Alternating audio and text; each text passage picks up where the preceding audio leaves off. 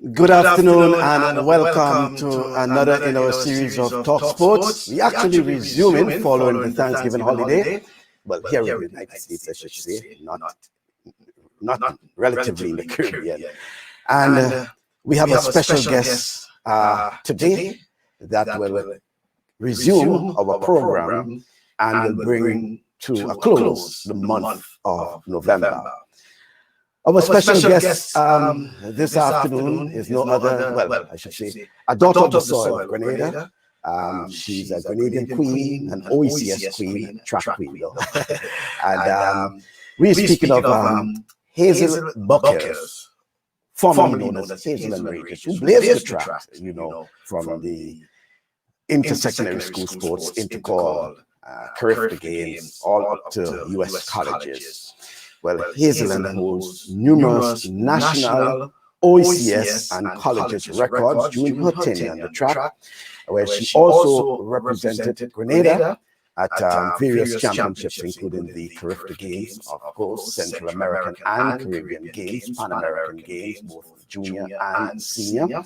She also represented Grenada at the Commonwealth Games, World Championships, as well as the Olympic Games. Well, it was through her effort, that's Hazel's effort, that we started this Talk Sports program about 6 months ago, when she appeared on the initial program as a support to the first guests. They were all national athletes themselves.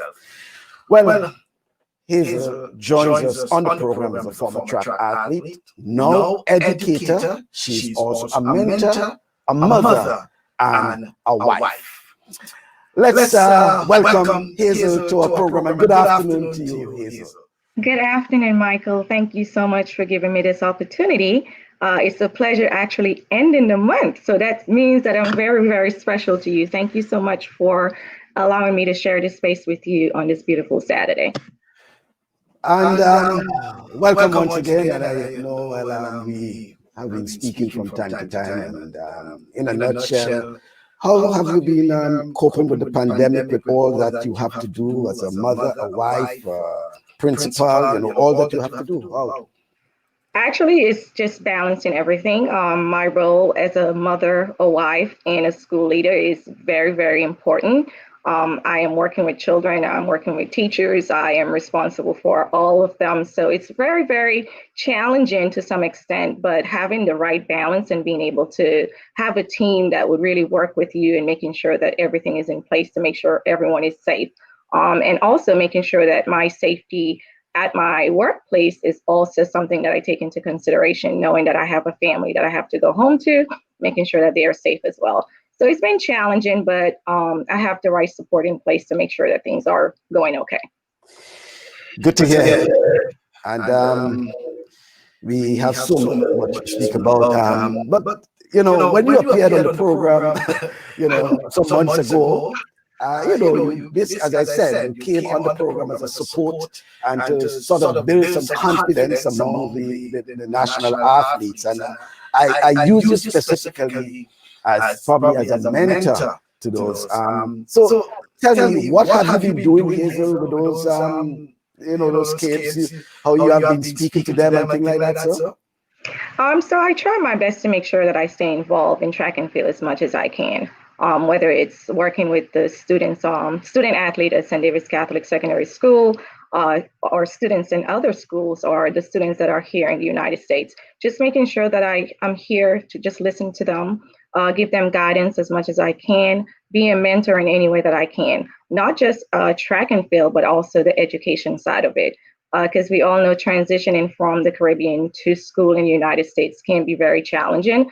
So having someone who went through that same thing and being able to help navigate is very important. So just being here for them, whether it's just having discussions with them, whether it's just motivating them, giving them an opportunity to talk to me, to listen to what they have to say, and just being that mentor that I had when I navigated this whole college life as well. So just any way that I can support.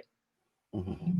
Well, I'm glad you speaking about navigating through, because your time then is different to this time.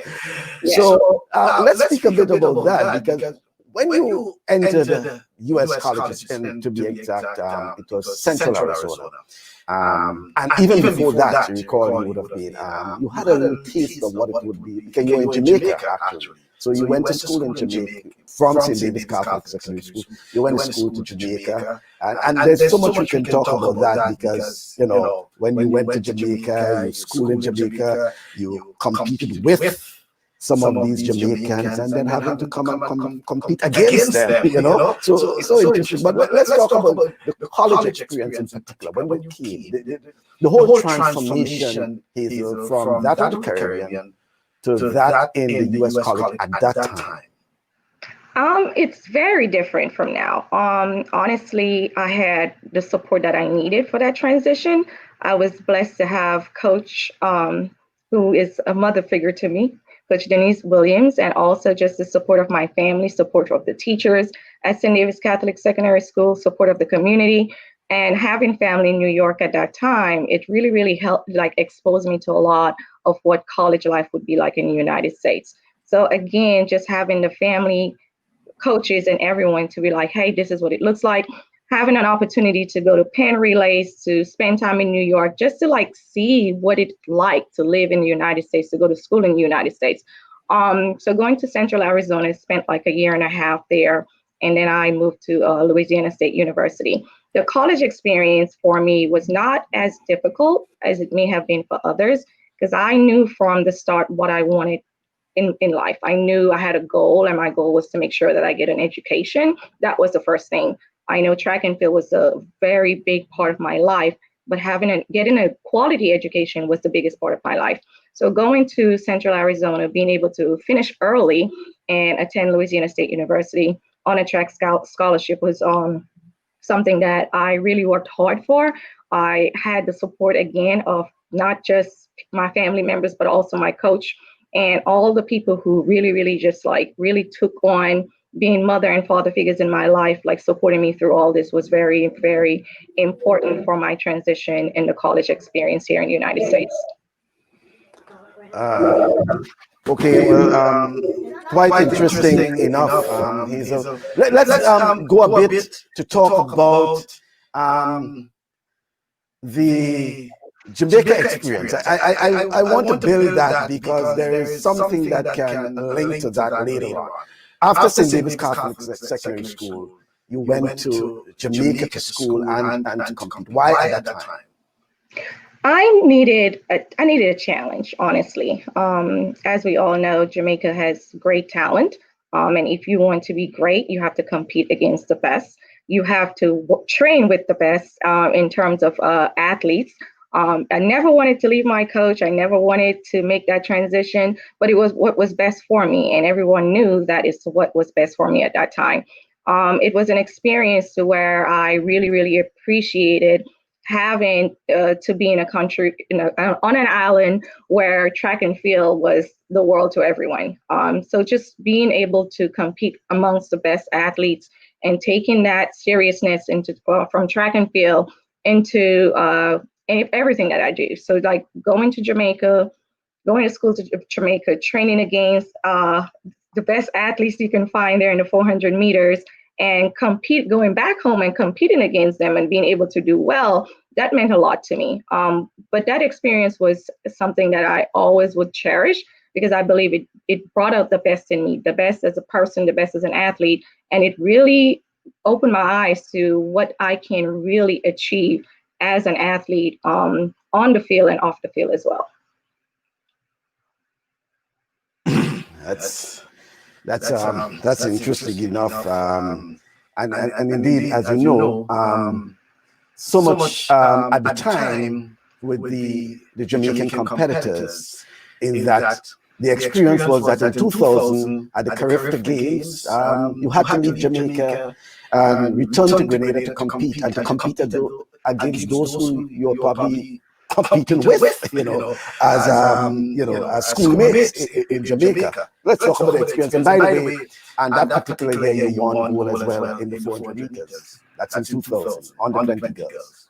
Yes, well, Jamaicans don't, they tell you exactly how they feel. I mean, it don't matter if you train with them, it don't matter if you're going to school with them. It was all about business. And for me, I'm going back home. I'm here living in Jamaica, and now I have to go back to Grenada to compete with some of the same people that I'm training with are competing against in Jamaica. And while we were all friends and it was all good, it was all about business. I had to go back home and I had to represent. I could not let a Jamaican come to Grenada and beat me on my own soil, just like, a lot of the times I compete against them and they felt the same way. For me, it was about business and it was something that I had to prove. I had to prove to people that, hey, I may not be training in Grenada, but Grenada is home and Grenada is a place that will always be part of me. And in order for me to represent, I had to go out there and train really, really hard. So when we were training throughout the week or on weekends, I always train on Sundays because I was like, hey, if I'm going to go back home and I'm going to beat these girls, I got to work when they're sleeping. So I really took it serious. It built me to a level to where I felt like, you know what, I am ready to do this. And I understand that even being on another island, how difficult it was at the same time, it was about business. And I really wanted to win that day. So I worked really hard for that. I know we say quite a lot, but I have to say good afternoon to Mr. Dorset. Obviously, he's somewhere around, and he's saying, "That's my beautiful wife." He Hi, baby. would be obviously a pillar to you, being an educator, being a mother, being a wife, and having to do all of that, and still trying to, I know you give a lot in terms of thinking and worrying at times about track and field in Grenada, not probably to the pleasure of Dorset, but obviously your heart is still with the sport, and hoping to see that it is developed. But what are your biggest, and we spoke about that to an extent the last time, Hazel. What are your biggest concerns about track and field in Grenada? For someone like you who have been following it since your retirement, what are some of the concerns you have, and concerns that you wish to speak about? You might have been sharing with other athletes, past athletes, coaches. What are those concerns?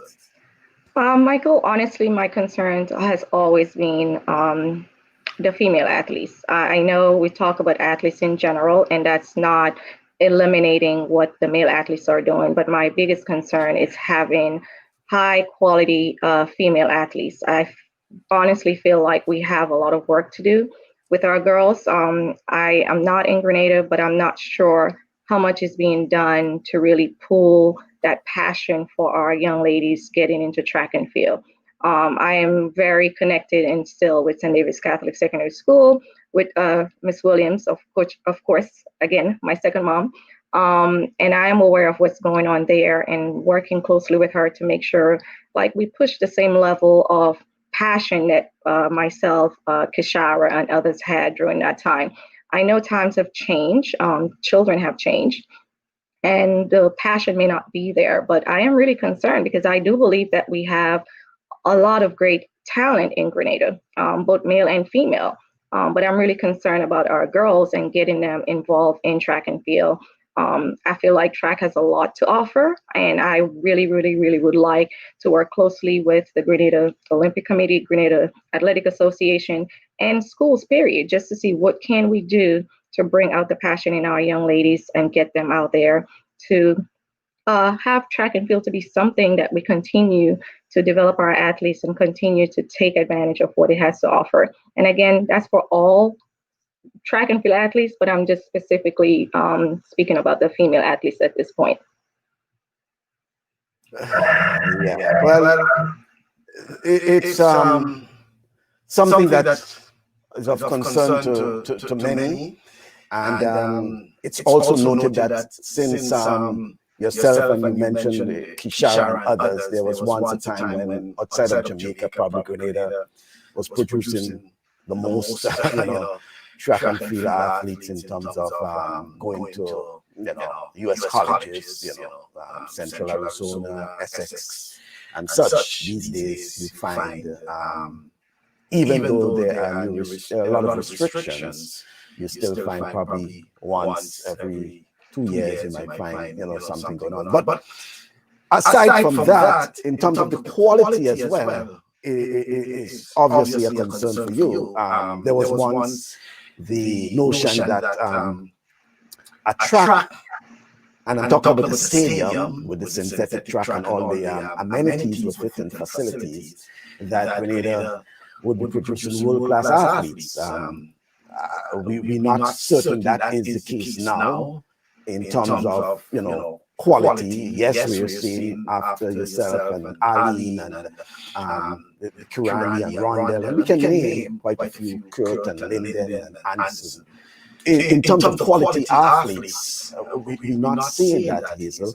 So what are some of, and I know you talk about your concerns, and particularly among the female, but let's overall, in terms of Grenada producing quality athletes who, in your time, in Alan Francis' time, and others, where you can look forward, every weekend you can look forward to, the results and noting whether that Hazel and Ali and others, they're on the podium, they're winning medals for LSU and, others. What do you think is going wrong, Hazel?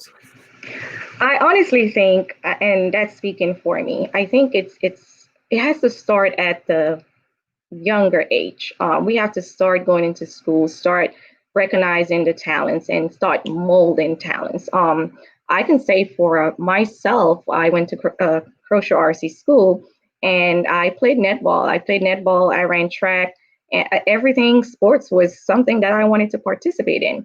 But you had a community and you had people who really and truly saw talent, and they worked with you. They took you under their wing, and they did everything that they can to make sure that you really and truly had what you need to excel, to be great. Like I said, I am not physically in Grenada, but I do believe that we have to start finding ways to get into the school systems. Again, at a young age, at elementary level age, just making sure that we're identifying our athletes with talent and having them partner with someone, a mentor, a coach, just someone who can really and truly help them navigate through things. Because again, we're in a different time, and I don't believe like a lot of people are self-motivated as we were back in the day. So just having someone to like really say, hey, you are good at this and you can do this.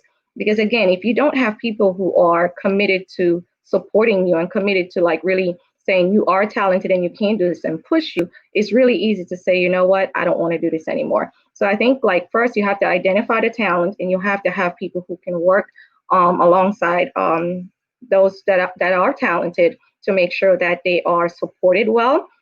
And this not only have to be something on a school level, it has to be on a level from the Olympic Association, Athletic Association, like everybody working together to see what we have in Grenada, who we have, and what we need to make sure that we are giving them the support that they need so that they can excel.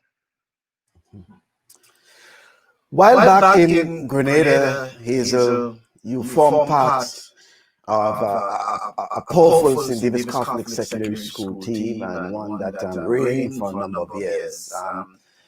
As probably one of the senior members of that, squad, I should say, what do you think were, what are some of the reasons you may probably want to give that were responsible for the reign of St. David's Catholic Secondary School for those years? I know you want to point a finger, you want to point a finger to Coach Dennis Williams as well.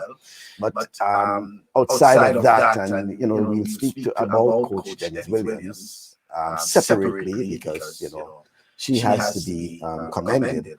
But what you thought other than that, kept this winning prowess of the St. David's Catholic Secondary School during your tenure? We were a group of hungry athletes, to be honest. And Michael, you know that we have a lot of people who really and truly underestimated us. We were country kids, as they used to say.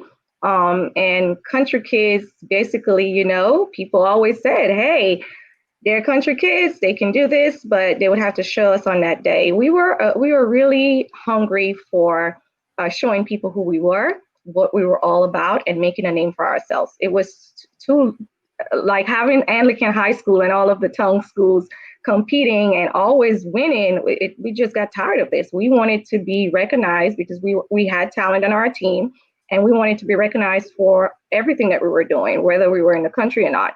So I think it was just hunger. And being the senior on the team and have all the other athletes look up to me, I had a responsibility to make sure that I am going out there and I'm doing everything that I can, because I had other athletes, not just athletes, but I had kids looking up to me. And I wanted to make sure that whatever I did, that I was a great role model, and also making sure that I was leading by example.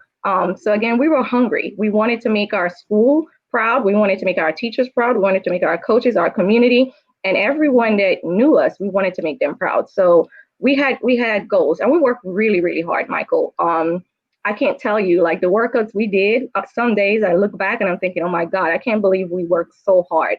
And we were just a group of dedicated athletes, and we just wanted to excel. We wanted to make a difference. Mm-hmm. And you will see it's actually paid off tremendously. And in addition to that, now we can move over. You had the mentor, the coach, the mother in that of Dennis Williams, who many would say responsible for the successes of so many athletes representing the St. David's Catholic Secondary School, and who went on to represent Grenada, and to an extent made a better life for themselves outside of track and field. So yes, so having Coach Denise Williams was a great part of all of our success. And I really, really can't thank her. It's just something that you just can't say how much you're thankful to have that person in your life. Even to this day, I mean, we are still close. She's again a mother figure to me, in the sense of making sure that not only after track and field, but also even as a grown woman, I still have her as part of my life, giving me advice all the time.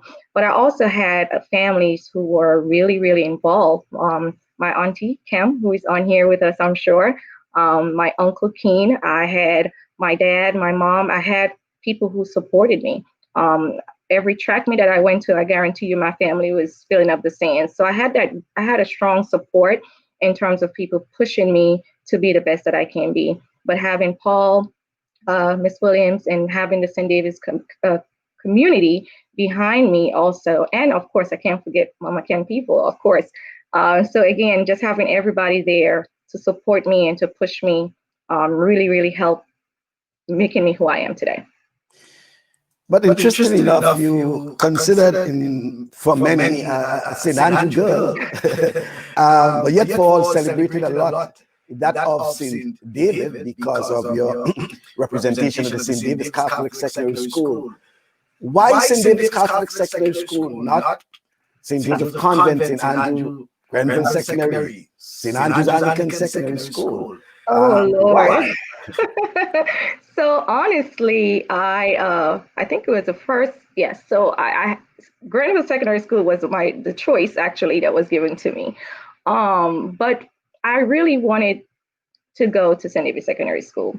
I knew of Denise Williams because she came to my primary school a lot with netball and all that. And I heard about how good she was. And, you know, people always talking how passionate she was about kids, passionate about helping them. And I remember playing a netball game against, I don't remember the name of the school, but we were playing netball. And she pulled me aside and she was like, you are so talented. You played netball, you were on track. You need to continue just doing what you're doing. You're going to be great one day. And just to have her say that to me, that was the win over. And I was like, no, I want to go to St. David's Secondary School.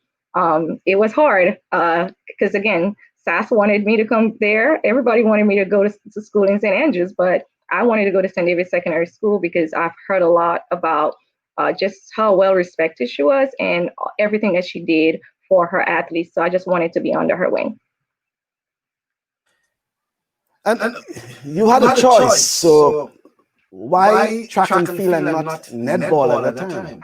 That's a great question because honestly, I prefer netball over track and field. I really did. Why? I just like jumping. And and that was something that really had me thinking, why do I want to run track when I can just run around and jump, because that's what I like doing. But it really took one race at Crozier RC School to really help me make that change from netball to track and field. I won everything, whether it was long jump, high jump, 400, 800, 201. It didn't matter what race you put me in, I won. And I really wanted to kind of navigate like, hey, what can I do with netball and what can I do with track and field? Again, having family live in the United States, it kind of opened my eyes to a lot of things. So I kind of knew like, hey, you can get a track scholarship. I really didn't hear anything about a netball scholarship. So I was like, okay, well, if I really want to go to college and have someone pay for it, I probably would need to do track and field. So that was my way of making a change from netball to track. But in no way at all you using the opportunity to, you know, to persuade, kids that, hey, you should drop netball, or you should drop football and take up track, or you should drop track and take up basketball or whatever. Because you spoke initially about, trying your true potential, exploiting your potential, as you should say, to ensure that you can capitalize on it. And then at some point, you have to make that decision. We made the observation with Junior Murray, for example, who was both a talented footballer and cricketer, and sometime had to make a decision whether he stayed with cricket, whether he stayed with football. Albeit he was representing Grenada, in both football and cricket. What advice would you give to those who are, and I know you know of so many who are very talented, probably even at the St. David's Catholic Secondary School, that you have a keen interest in as well, in various sports, whether it's volleyball, basketball, track and field, whatever. What advice would you give to them, Hazel, in terms of making such a decision? I definitely would say first you have to go with what you're passionate about. Again, it's hard to say you want to switch to a sport that you're not passionate about, but think about long term. Think about what each has to offer. For me, if you want to go to college, track and field was a no-brainer. You get a track and field scholarship. You had tons of opportunity to excel and to get a college education for free. All you have to do is run. But again, if you're not passionate about it, it's a hard decision, because if you're not passionate about it, you're not going to excel. And even if you get a scholarship, if you're not excelling and you're not doing well, that's a problem as well. But I would say if you find yourself struggling to figure out what sports you want to make your final decision on, think about long term. Again, you have to think about long term. Where can it take you? What can it give to you? And if you're struggling with that, there's always pros and cons. For me, I knew netball was something that it was fun, but I really didn't hear much about anyone getting netball scholarships and going to college. So for me, because I love both, it was easy for me to choose track and field and say, okay, netball is fun. I experienced it. I loved it, but I have to make a decision that would long-term help me along the way. So I would say, think about what your long-term goals are, and then you make that decision. Okay, and we spoke about Coach Dennis Williams, but there was another person who somehow always used to find himself around the the arena, whether it's netball, I recall as a journalist, sports journalist, or even cricket to an extent. The name is Mrs. Ferguson. I think she was the principal at the time. Okay? Yes. And very involved, I should say. Even though at times she would give the coaches the leeway, but she was someone who was very involved in the lives of those like yourself and others. What would you say about Mrs. Ferguson? Of course, Miss Ferguson was the hardest principal you could ever find yourself under. But what I can say, Michael, and definitely would not leave her out of this, because she played a great role in my success as well. Being the principal of St. David's Catholic Secondary School, you did not want to go to her office. You did not want to disappoint her. You wanted to represent yourself, whether it was on the track, off the track, because someone would tell her, hey, I seen Hazel-Ann or I saw Kishara, and they did not represent St. David's Catholic Secondary School. You did not want her to hear anyone speak anything negative of you. I spent time with her. I stayed with her for a period of time to where I prepared for the CXC exam. She played a great role in my life as well. And I am very grateful to have a strong team of SECSS teachers, principal, coaches who really and truly helped me navigate through this whole college experience and really trying to figure out what it is I wanted for myself. So, of course, and when you hear about Miss Ferguson right now, you still get scared because honestly, Michael, she did not play. Well, Coach Dennis is saying after 2 years in netball, you were pulled out of the netball team on the advice of Mrs. Ferguson. So Yes. you're saying it all, you know. She went on to say that it was all about education and getting a degree. Yes, Michael, and I played netball at St. David's Secondary School as well. So yes, I still kind of wanted to keep doing it. So it wasn't just in primary school, but it was also in secondary school. Okay.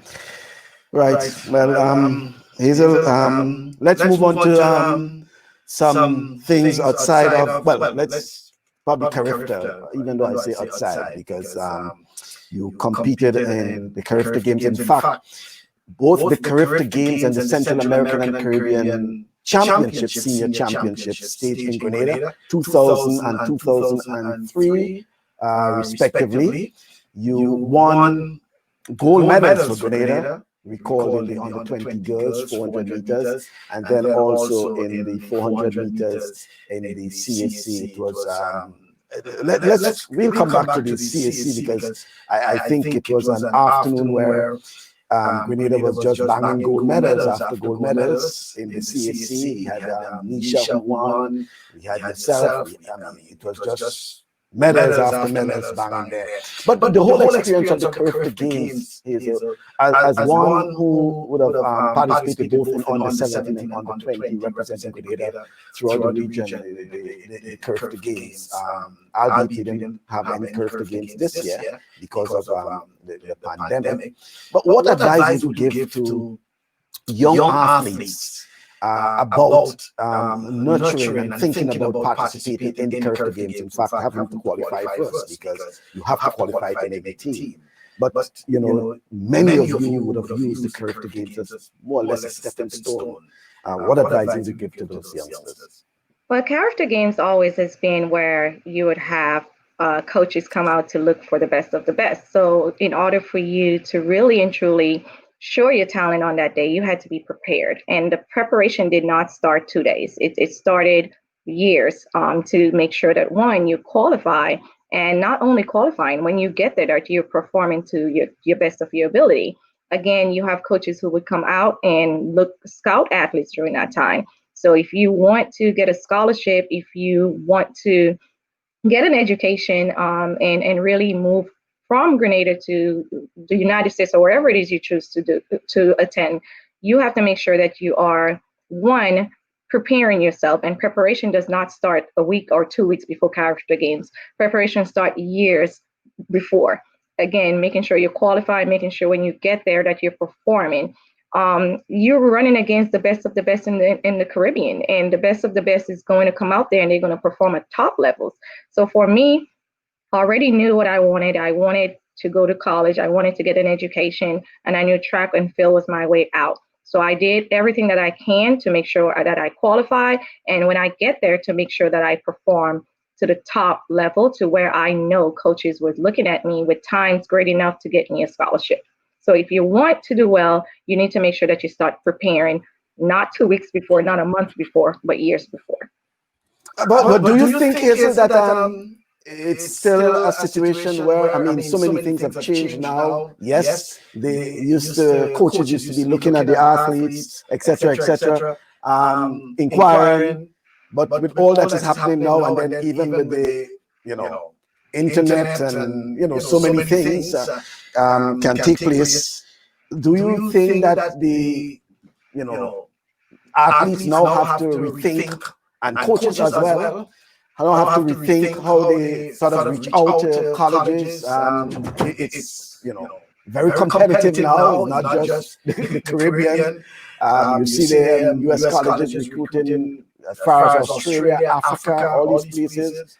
whereas it was easier to get athletes from the Caribbean in terms of proximity, in terms of conditions to an extent. What it is that, you know, athletes and coaches will have to look at and probably refine.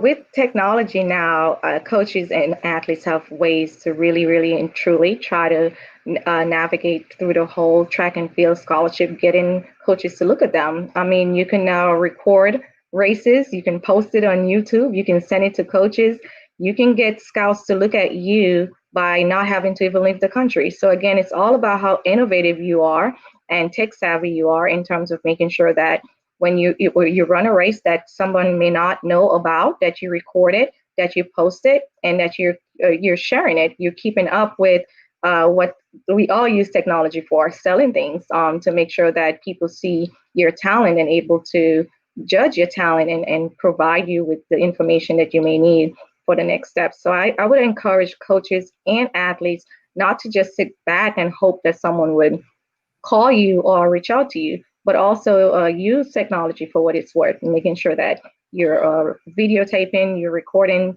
whether it's practice, whether it's races, everything that you would want them to know, and to really check your talent out. Make sure that you're using technology for that, and sharing it with others.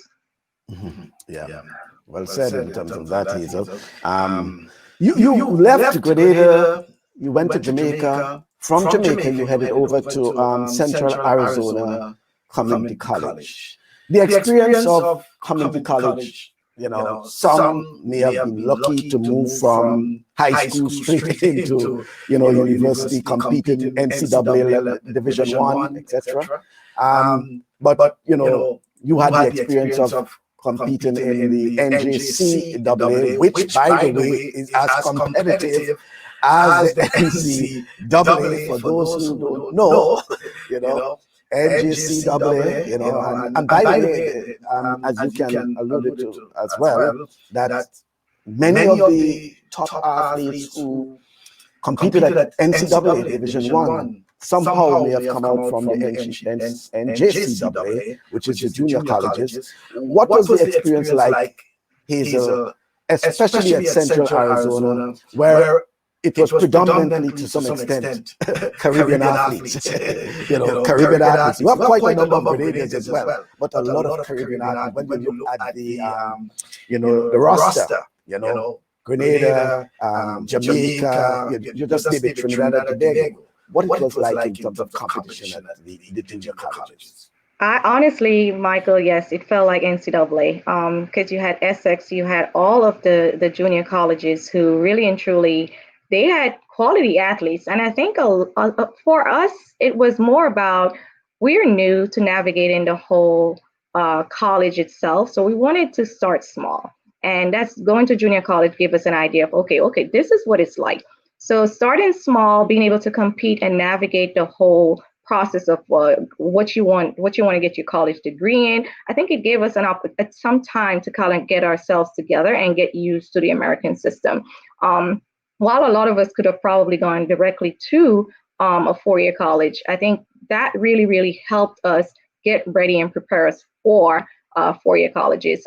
For me, I only spent 1.5 years. I did not spend 2 years there, which normally that's what it would take for you to leave and then go to a four-year school. But I think it really helped us, one, navigate the system, understand what it meant to be in a college in the United States, and two, it gave us an opportunity to compete at a level that really and truly, it was like the NCAA, because we were racing against top people from the Caribbean islands. Like I said, all of the junior colleges that I am aware of had top athletes from the Caribbean. CSC, definitely, the roster was filled with Jamaicans, Grenadians, St. Kitts, New Vista. It didn't matter where it was. It seemed like everyone on that campus on the track team, with very few being American. So I do agree that it was very challenging. And I think I still hold a record or something in the 400 there. It's been so long. And we also won indoors that year. So that was really a great experience. And it really helped me also prepare me for coming to LSU. Yeah. And as you said, getting from CSC into LSU at the time, it would have been all very competitive to get into a school like LSU at, during your time there, Hazel. What it was like getting LSU probably over, well, probably Florida, probably Texas A&M, what it was like in terms of the competitiveness in getting into these Division I schools. Honestly, for me, I was being recruited by so many top schools. It was hard. It was really, really hard because you visit the schools and you're like, okay, I want to go here. I think I want to go here. But then it came down to, for me, going to LSU because it felt like home. When I visited, it felt like home in the sense that there were people there that I knew. And Nisha Bernard Thomas, as you all know, is one of my best friends as well, her and Kishara, because I don't want to leave Kishara out. We both wanted to go to the same school. We were at Central Arizona together, and we both wanted to go to the same school. So after our visits, it was down to what school do we really believe would give us the best, one, education, and two, competitiveness. Again, while we had top colleges and all of them were good, LSU was just a place that felt like home to us, and that's why we chose LSU. Mm-hmm. Well, and you said Nisha, you mentioned the name Nisha, and just to give a plug to those athletes who would have been competing at that time, because you had Nisha, we also had Miss Francis, who was competing, and then we had the guys like Aldin Lett and Aldin Alexander. So LSU actually boasts quite a few Grenadians. Yourself, of course. Aldin Francis is another one who would have been ahead of most of you. Your name actually, and I know you don't like to talk about a lot about that. Obviously, it's plastered somewhere around the walls of LSU. I've noticed it at the Armory in New York, so it would have been probably for indoor racing, But what it was like, Hazel, competing for LSU week after week, then I mean, I can say about my coverage in terms of having to, get in touch with you almost weekend after weekend. But in terms of that competition, traveling the length and breadth of the United States, competing almost every weekend during the track and field season, whether it's SEC, whether it's NCAA regionals, just name it. What the competition was like then. If anyone understands track and field and understand competing at a high level, competing in LSU was like racing at the Olympics week after week. You're at a school where legacy is something that we take seriously. And just seeing the girls actually when I was in high school at Penn Relays, I was like, I want to go to this school. It's just everything about their demeanor, their competitiveness. It was competitive. We had to live up to the expectations that people before us did well, and we're not going to settle for less. So we compete week after week to make sure that we, one, break records, set records, and make LSU proud. We were a team of young ladies who really and truly just wanted to dominate. It was all about being the best of the best. It was all about showing people that we meant business, and it was just making sure that we continue to be a team that continue to win championships. And it was all about winning first. It was about winning and making sure that we have people come out there and say, hey, you're a Tiger. And it meant a lot to us. It meant a lot to me, I know. And having coaches who really and truly spend time with you to make sure that you are ready.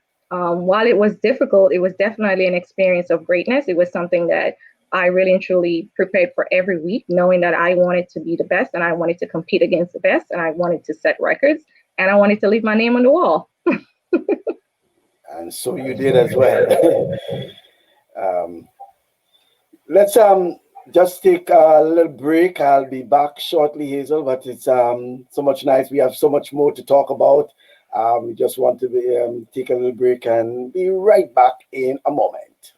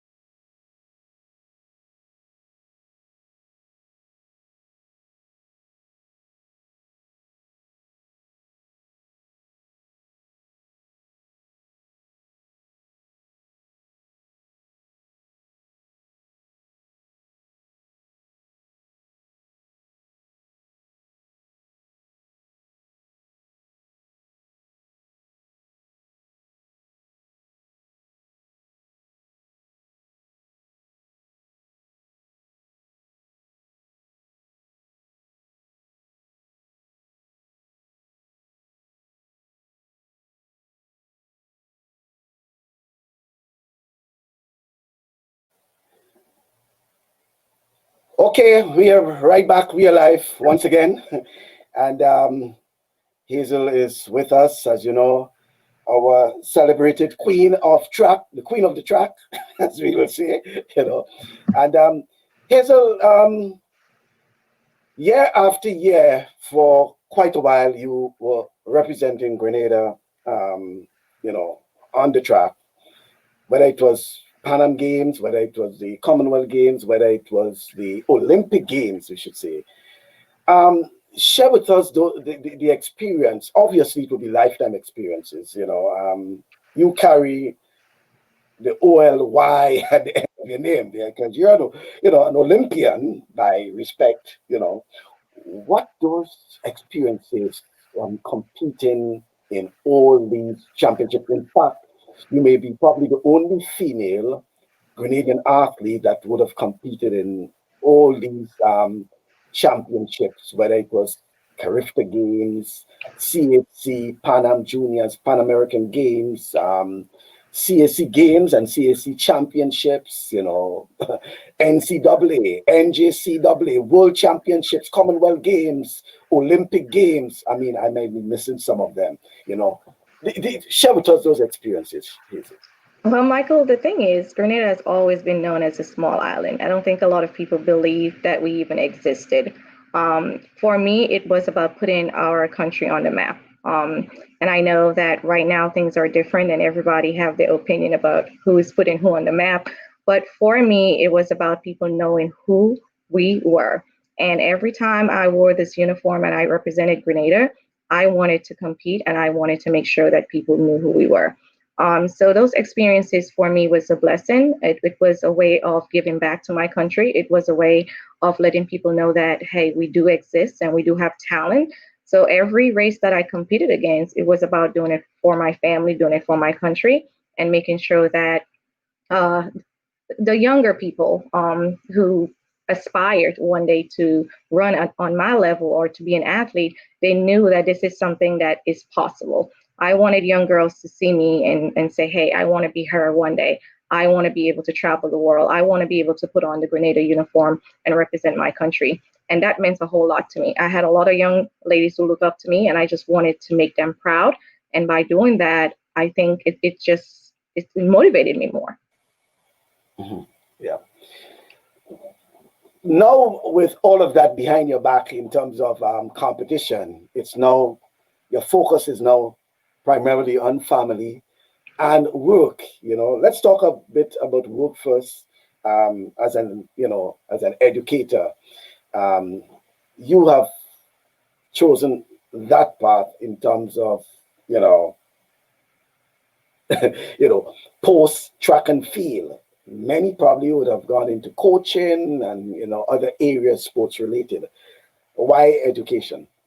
And I knew you was going to say that. For me, after track and field, it wasn't because I did not want to be a coach. It was more so that I wanted to do something different. I've been running my whole life, and while I am passionate about track and field, and I would always be passionate and want to be involved in track and field, I wanted to make a greater impact. I wanted to work in education, and I think a lot have to do with the educators that I had in my life. Just being able to be a mentor to others, being able to mold and shape the young ones, and to making sure that they're aspiring not only to be athletes but anything that they want to be. So going into education was a no-brainer. While at LSU, we had opportunities to work with younger kids and be in the school system, and that meant a lot to me because I knew because of the great educators I had, I am who I am, partly who I am today, and I wanted to do the same. I want to make a difference in the lives of children, and I felt like going into education was the best thing for me. I don't think too many people may probably agree because they believe that you take what it is to help coach and motivate young athletes. But you yourself, now you have a family. And by the way, is any one of those kids involved in track? Well, I have a daughter, and unfortunately, she has not even stepped her feet on the track yet. She's 10 years old, and we have not 10. allowed her yet. She's 10. Um, you look at her and you see an athlete, but we're going to at some point. I also am a firm believer in allowing my daughter to experience her own journey, not forcing her into anything. If track and field is what she desired to pursue, we are going to definitely support her. While I do want her to do track, it's not something that we will force on her. She loves dancing and she loves other things as well. But definitely, if it's something she's passionate about, definitely we're here to support her, and hopefully that is something that I get to experience. And I am still involved in track on the level of mentoring, on the level of always being there for athletes when they need me. Maybe down the line, one day I may decide to coach, but and I work with athletes right now as well at my school, but not as a primary coach at all. Um, but I am always involved in track and field, whether it's mentoring or just being there for athletes. Mom and dad involved in sports, directly in sports, and daughter is still wondering whether she will be, you know, And I'm sure her dad would disagree because he's definitely saying, hey, she is running track. Not maybe let her think about it, but more so she is doing it. And mom, on the other hand, is like, let her experience whatever it is she desired. yeah, long legs with the strides, everything that will fit into a track athlete. you know, I'm certain if you give her probably a week in Grenada, Coach Dennis would turn her into an athlete. I, I know she wouldn't waste time with that. She would turn her into an athlete. She wouldn't waste time with that. But how you know getting along with having to deal with family, having to deal with work, having to, I mean, your whole the mentoring, all these tasks that you task yourself, I should say, because it seems as if you enjoy doing those things, you try to be in touch with, what's happening in sports. And by the way, not just track and field, sports in general. Even the athletes here, you're trying to find out what's happening with them, all these sort of things. But how you managing all these, things and having a family to take care of, a mother, a wife, all these things. Oh, Lord, it is definitely a challenge. But again, I have the support of my husband. And just having him support me and not letting me like just be mediocre. So even though it's a lot, once you have the right support and you have people who believe in you, I definitely believe that it's possible. Being an educator, being a mentor, a wife, a mother, and all that, it's definitely a good thing. Even though it have its challenges, you have to have the right people in your corner. And I know I keep saying that having the right people in your corner make it easier. So it's not that I go home and I have to figure out everything on my own. I have the support of my husband. I have the support of my in-laws. I have the support of my family, even though they're far away. They're still there. But you definitely have to find a balance, and that is something that I have worked on a lot, because I try to get involved in everything. So just having that balance and understanding that there's a time and a place for everything. When it's time for family, it's time for family. When it's time for work, it's time for work. And you just have to have that balance between everything that you do. But at the same time, not settling for less or not doing things because you don't want to have another thing on your plate. Just having that perfect balance. Mhm. Well, I noticed the bacchanal start already because he's already saying that she will be, and it speaks volumes in terms of she will be a track athlete, you know. But it's interesting, because I know not many parents, for some reason or the other, try to push their kids directly into, the sport that would have given them that. They allow them, to experience for themselves and make that decision probably for themselves. The parents probably will provide guidance to an extent, you know. But Hazel, if you have to speak to parents, and seriously parents in Grenada, with, young and not just track and field. We talking about sports in general, and you know, you have to speak directly to them about their kids and the potential of their kids in terms of sports, whether it's football, track and field, basketball, netball.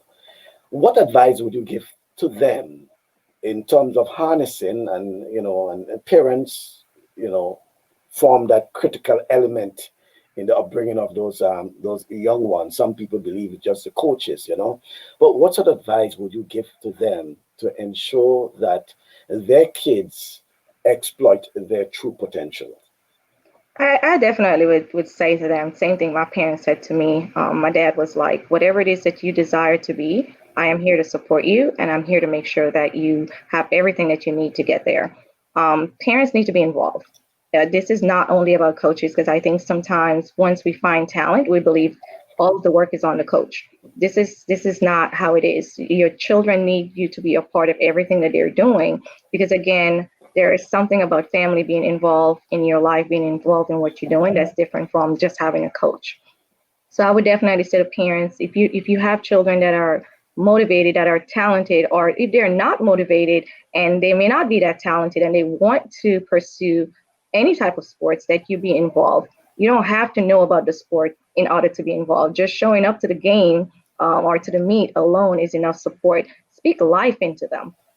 It's difficult when you come from a track meet or any sports and you have a loss, you feel down, you're not motivated anymore. So you have to speak life into them. Even when things are not going well, you're there for them. You have to make sure that everything that they're involved in is positive. So stay away from the negativity, stay away from anything that would make your children feel like they're not good at what they're doing. So again, speak life into them, motivate them, be there for them, support them as much as you can, because again, we can't do this without our families. We can't do this without our parents. We need them every step of the way.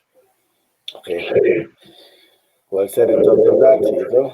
And indeed, we're hoping that parents will be there to support and guide the young ones. It's critical now more than ever that we get that sort of support for those young ones.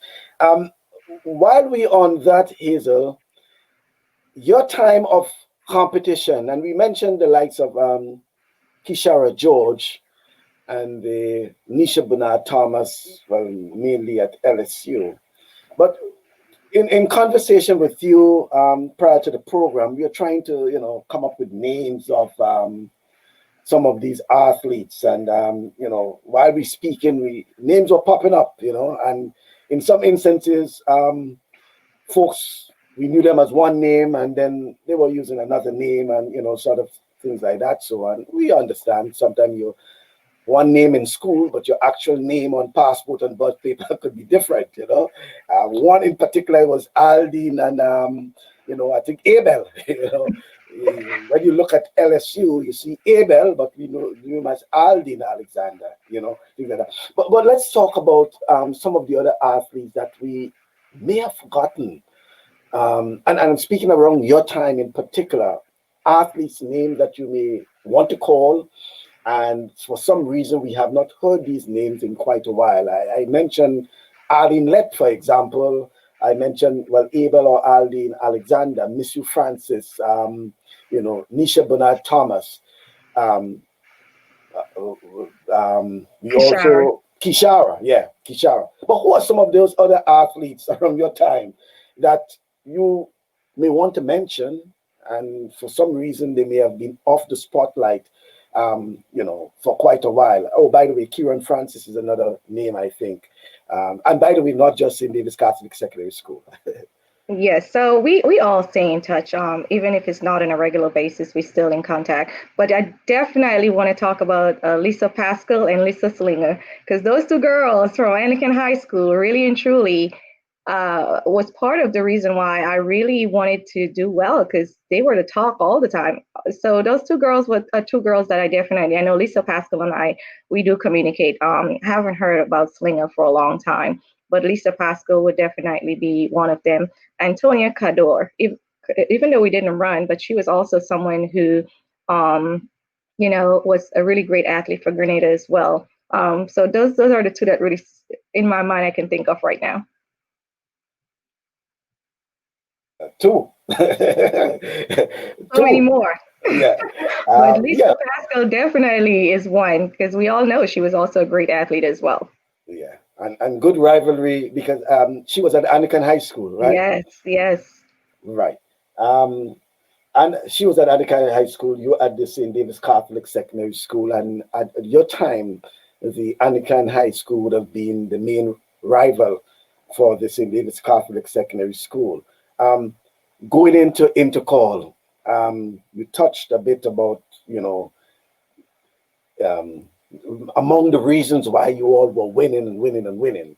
But in terms of mental preparation of that team going into the intercall, going into St. George's, forget about, the country girls want to beat the town girls, but the mental preparation, going into intercall, because I know you would have seen, over the years, and mainly, probably through social media, the competitiveness, especially when it comes down to the last two events. But in your time, Hazel, St. David's Catholic Secondary School basically used to win intercall on the first day, as they will say, and could afford to lose, many races on day two, So what used to be the game plan then for going into intercall? Michael, it was about everyone doing their part. My cousin, Nisha Simeon, who is now Nisha Felix. So I don't know if you know, but my cousin was also part of the track team in secondary school. Yeah, I remember. And so I had this level of, I wanted her to see me do so well because I knew how great she was, and I wanted her to follow in my footsteps. The mental preparation always come down to, we had goals, and we set goals way before intercall. We knew what we wanted to accomplish, and we knew what it takes for us to make sure that we accomplish those goals. So just sitting down and looking at, okay, what each person was competing in, what race each person would be competing in, how many points it took for us to win the events and to be scoring high. So we really worked hard. We wanted to continue to win and bring the trophy back to St. David's. And that took us knowing each event and what each person would be doing and how many points we needed for each event, and the mental preparation it took to make sure that we were doing our part. We also had people like Kenisha Joseph, who was also part of our team, making sure we had the 4x4 team together, the 4x1, the 4x2, and just everybody just coming together. I think we were just a group of kids who really and truly wanted to do well. And we also wanted to go to college. And we knew in order for that to happen, we had to go out there and run every track meet like it was our last, to get the times in and to really and truly have people look at us. So mentally, that is something that happened every day, whether it was on the track or off the track. We wanted to do well. And I think about just wanting to do well and staying motivated and staying positive and making sure that we just kept our eyes on the prize. Mm-hmm. And you believe you brought that level of competitiveness into your college tenure as well? I noticed some photos with yourself and Coach Dennis Shaver, then yourself, Nisha Bonatamas, and you folks formed what was a very competitive 4x4 relay team for probably 2-3 seasons. Let's talk a bit about that in particular, Hazel. What it was like, in competition, especially relay, running with the likes of Nisha Thomas and is it Donia Lawrence? Deanna Lawrence. Yes. Always trying to remember Deanna Lawrence. So many years now, and I'm still trying to catch up with those names.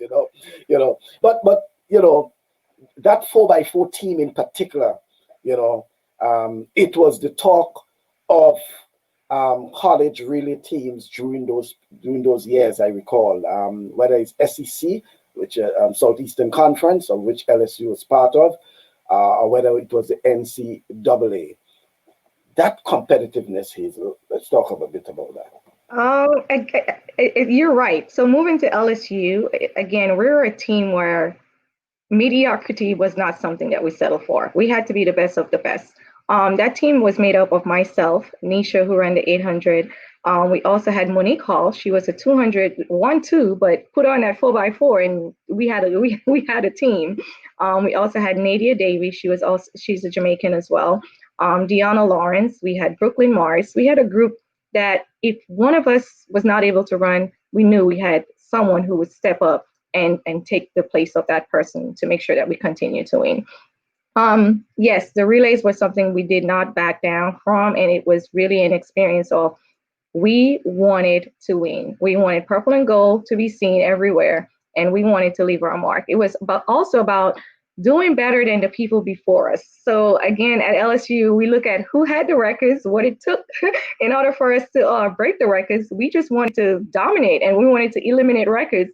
And to be honest with you, a lot of the competition and competitiveness was about doing better than the previous group, always. So it's interesting to talk about relays and to talk about relays at the colleges, Hazel. But it's also sad to think that when it comes to Grenada, with all this talent, male and female, that we have not been able to field successfully relay teams with world-class athletes. And we can probably look at the male. At one point in time, Grenada had 3 quarter-milers in the top 10 in the world. And there were countries who had not even 1 quarter-miler in the top 10, but they were on the podium, winning medals as a relay team. As a former track athlete, quarter-miler, Hazel, what's your thinking? What's your beef? What's your concern? What's your disappointment about Grenada not being able to put together competitive relay teams on the international scene? It is heartbreaking because I believe like the closest we've came, it was myself, Jackie Ann Moraine, Nisha, and Kishara. And that year, we really thought we was going to make it to, I think it was it Olympics or World Championship on that 4x4. I think we went to Cuba or one of the islands to run, and we were very close. But I think a lot have to do with, again, you're going to school where Nisha and I went to LSU. Jackie and went somewhere else. Kishara was attending school somewhere else. So we're not working together enough, I would say. It was more so we get to the track meet and we had a few days to bond in terms of running that 4x4, practice our baton exchanges, while Nisha and I get to work all the time. I think there has to be more togetherness with relays. Whether it's working together in the summer, just like building that bond, that trust level, and that mental preparation, because you can have 3 solid athletes on your team, and then you have one who is not that solid, and you probably go out there and still don't do well. But I am disappointed because I believe that we could have won relay medals with our relay team, but it just wasn't put together. Something was missing. It was always either someone get hurt or a baton problem, or it's just not the same level of mental preparation from each person. And running a relay, you have to have the togetherness because it's about 4 people on the field, on the track running. So you have to have the same mindset, you have to have the same goals, you have to have the same everything in order to make it work. And at that time, you had most of your athletes based in the United States. Yes. So it would have been easier for them to meet somewhere to, especially like at the pen relays, like how the Jamaicans will do their things at the, for the pen relays. Joel Phillip is actually saying that's how we felt when I was at Central Arizona College, wanting to be better than you guys when you were there. As Joel also attended Central Arizona. He's a product of Central Arizona and then went on to Arizona State College. And we spoke about that, Hazel, in terms of so many of our athletes would have gone through the Central Arizona system. Mm-hmm. These days we don't hear that many going through. What really has changed now that we don't have that many athletes at Central Arizona? I think also during that time, our association was really helping a whole lot. So again, even if you're not getting a full scholarship, you are able to get help from the association. But I also think scholarships are not like it used to be. I think the competitiveness has gotten better. I believe that the number of scholarships may have lessened to what it used to be when we were running, but the quality of athletes have really caused a lot of problems in terms of getting scholarships and being able to move on. You have to perform at a level now that probably back in our days, it was not as tough as it is right now.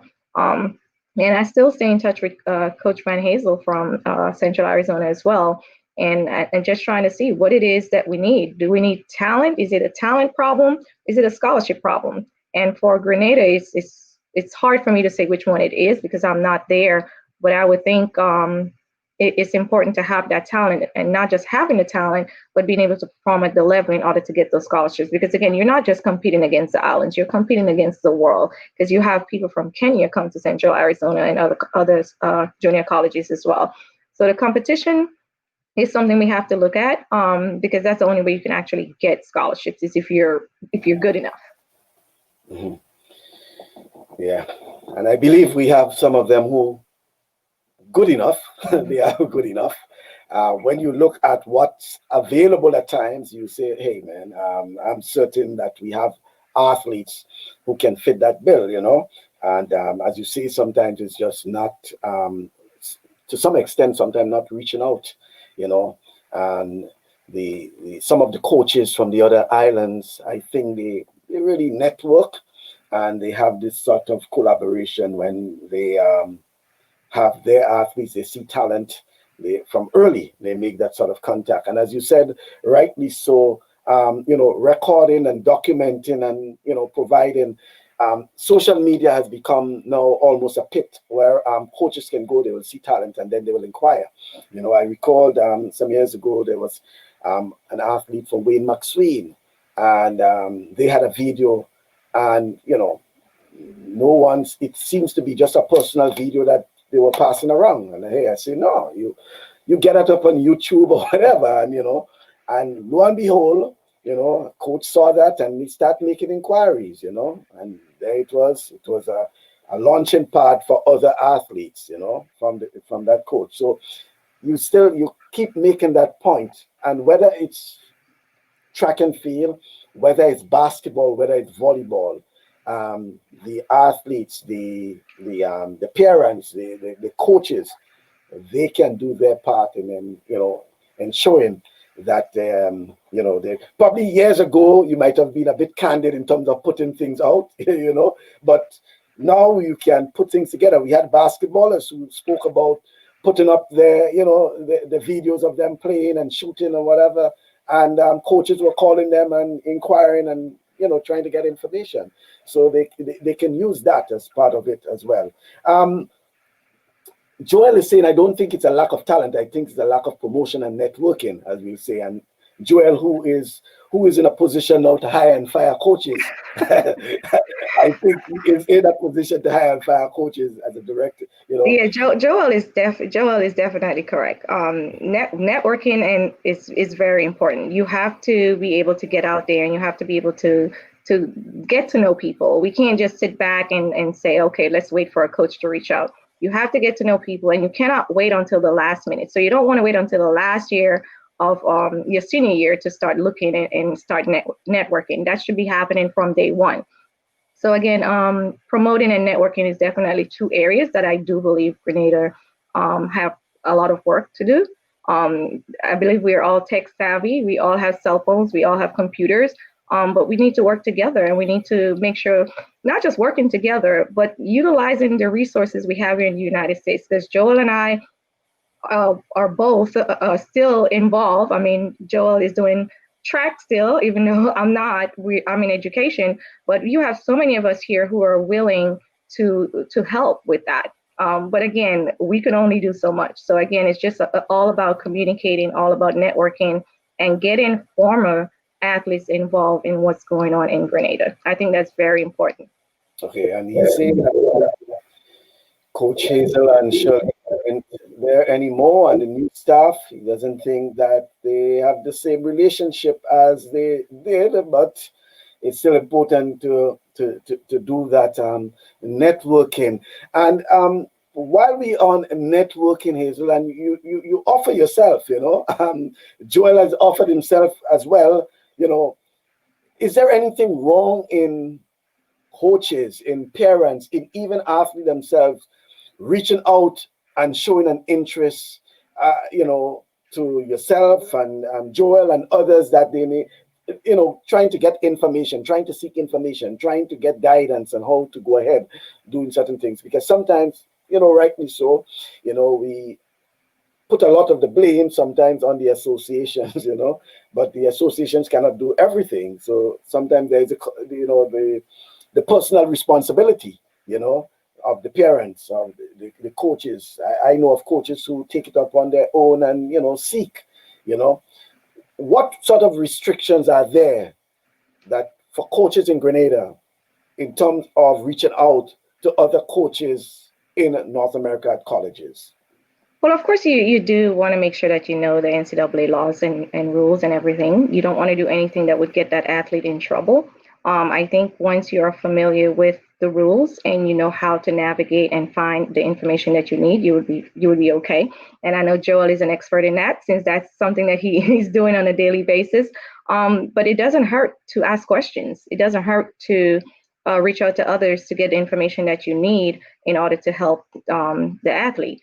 And I know in terms of us as former athletes reaching out to the association or reaching out to our former schools to see what it is we can do. So I am very involved in what's going on with in St. David Secondary School.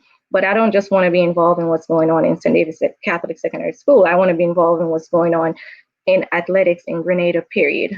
It's an effort that I have to make, and it's a communication and collaboration that needs to happen.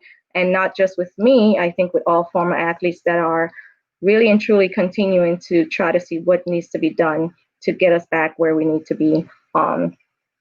I mean, of course, we have Kirani, we have others, but we need to make sure that we have athletes who are going to take their places at some point. And as of now, we don't see that. And in order for that to happen, we need to all work together. And don't forget, we're still on track. We're still planning sometime in 2021 to get all our former athletes somehow into one group, one organization. We need that, because it's important that we track them down and we see how they can assist in some way or the other, whether it's mentoring, whether it's providing guidance, whatever it is that is possible for our young athletes back in Grenada. That's one of our plans for 2021. Don't forget that. Hazel, yourself, and Joel, and some of the other athletes we had on the program have already agreed to be part of that process.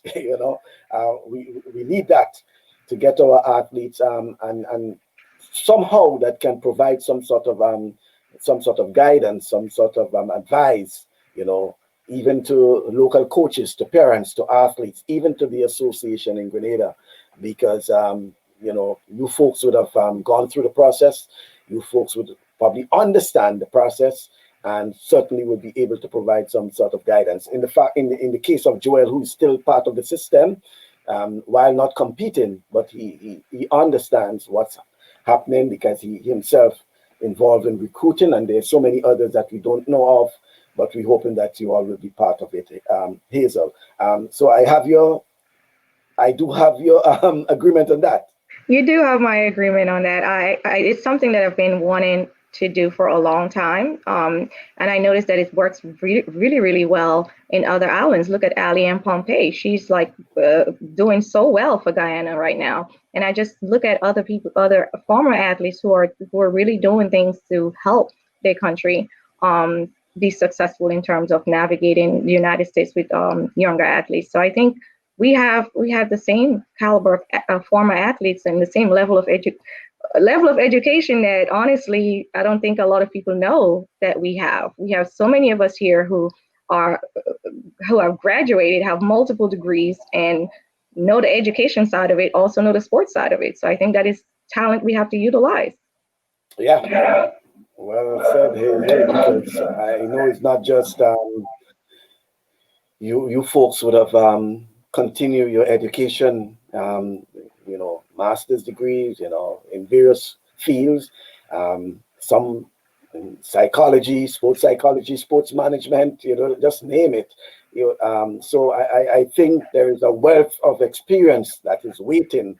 It's just a matter, and sometimes I think that's where we have the problem, is whether folks in Grenada are willing to accept. You folks always willing to provide the assistance, to provide the guidance, is whether or not those who are the recipient are willing to accept. There's a notion sometimes that because you're out there that you know it all and things like that, and it's so much far from the truth. I know you folks who show a lot of interest, who sometimes give back so much and don't really look for anything in return. It's just a matter of the appreciation, of it, for it. Hazel, we let's return home to Grenada. It was a topsy-turvy year for track and field, for sports, in fact, for Grenada in 2020, and we know the reason. Albeit football and cricket, they are now bouncing back. Come 2021, there is a hope that, track and field at the school level in particular, because we know that's where it is, the primary schools, the secondary schools, intercall, all of that. We know prior to that also there was all the upheaval regarding, with the teachers and, the schools having to cancel sports meets, etc., etc. Your concern have been noted, because the conversation you have been noted, because you have been feeling that, especially while you may want to sympathize with the educators, you also feel it for the athletes. What's your hope for 2021 regarding athletics, track and field in particular, back into the school system and competitive indeed? Well, I would hope that we can find safe ways to allow the student athletes to continue.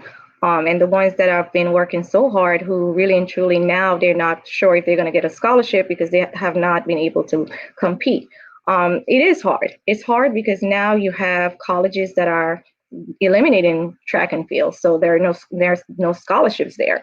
It's going to get harder. So we have to step up our game, and we have to work smarter, and we have to work harder, just to make sure that we are preparing ourselves. I don't know when this pandemic would let us be great again, but we have to figure out safe ways to allow athletes to continue to compete, and to be able to get the scholarships that they need. Because I'm afraid if we do not have any competition, that, we're not going to be able to have athletes getting scholarships anymore. So if we can safely find ways to do that, and again, use social media as much as you can to showcase the talents that you have on the island, and making sure that they get recognized as much as possible.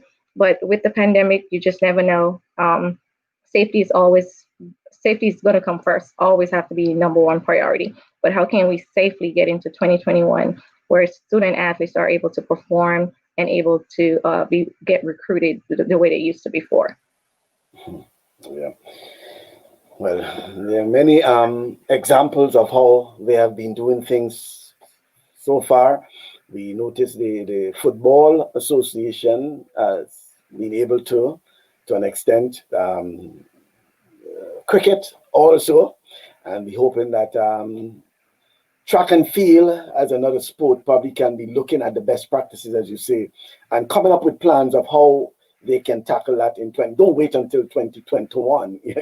Now is the time to start thinking of how you're going about dealing with that, especially in light of the whole pandemic, and we do not know when, especially in the Caribbean, we'll get out of that. They're talking about vaccines and all these sort of things, but we know we'll be the last probably to get that, But as you said, now is the time to start thinking about how you basically will be able to do that.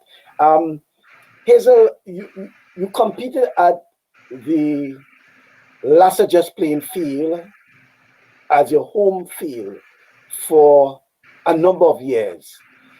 I know there was talk about, and that would have been some time ago when St. David's probably was really winning, about getting something for the, a track, albeit in whatever, way possible, for St. David's, for Lassager's playing field.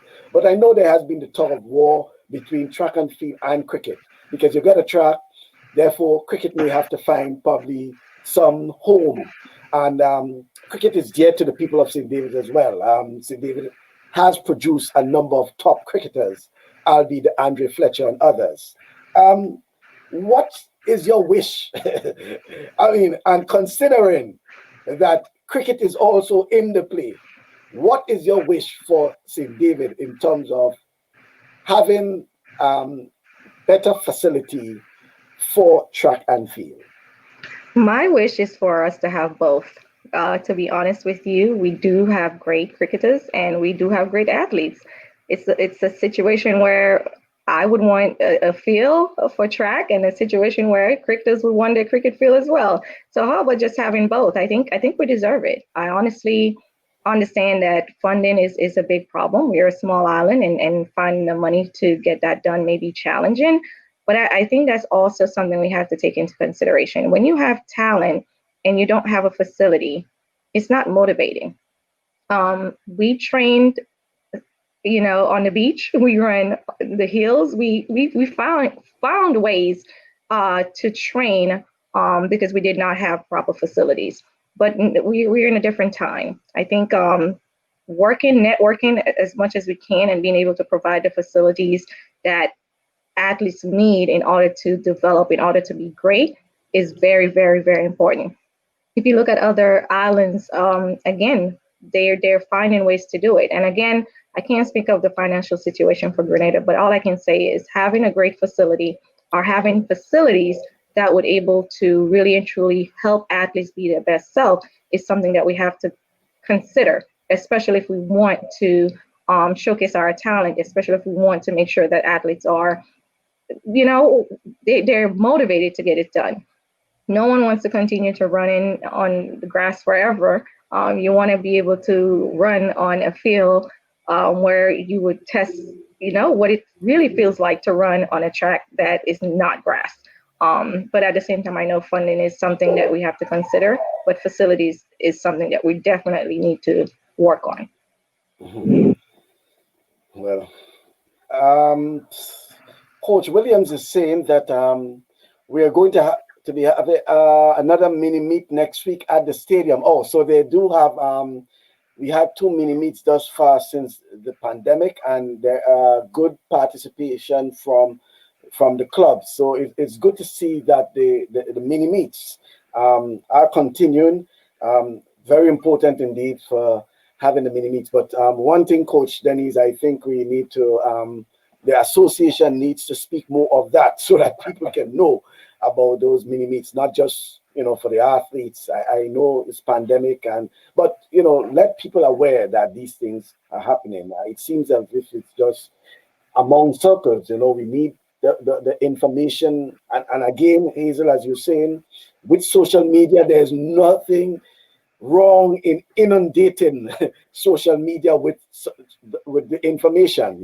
It's important, so that people at least will know that these things are happening, especially for those who are quick to criticize and the critics. You always have that to show that things are happening. But it's good to know that our athletes are they have something where they can find competition, because it's much more than that. And Hazel, that in your time, there wasn't that much mini meets as we have it now.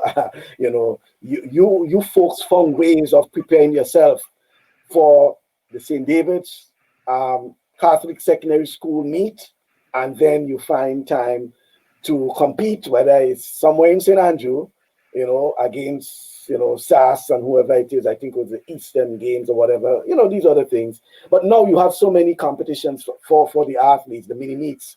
We're in November and we have mini meets going on. Prior to that, you probably would have run a couple what do they call it, cross countries? Cross countries, yes. Yeah.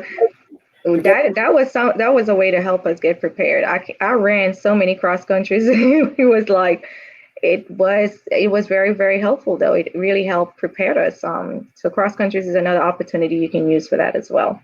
And it's something that the U.S. System, they use quite a lot, running the cross country events. I know of athletes who they don't like it, but they know they have to. It's part of the system. You have to be there. And as Rennie is saying, promotion of these events, they are key to its success. People will need that as a therapy in these times as well. Yeah, very, very important. Not just probably for the athletes.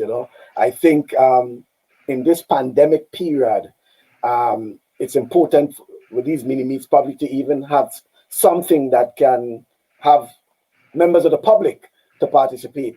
A very good point Dakota is making there in terms of probably relieving stress, part of physical fitness, whatever it is like that. So, but yeah, and it's a mental thing as well. We have to find ways during this pandemic to have mental preparation. As we know, athletes are not used to staying in the houses, and they're used to going out, they're used to running, traveling, and you're not able to do this anymore. So you have to find other ways to cope, and those ways need to be positive ways. So I definitely agree, like having, even if it's a Zoom, even if it's a Zoom race, I don't know what it is, but something to connect with others during this time is very important for that mental state. Hazel, have you been able to give a count as to the medals you have won? I asked you that some time ago, but we just whooping all over because while we say CARIFTA and we say this, I know it would have been multiple medals for the CARIFTA Games, multiple for CAC, whether it was a gold, whether it was a silver,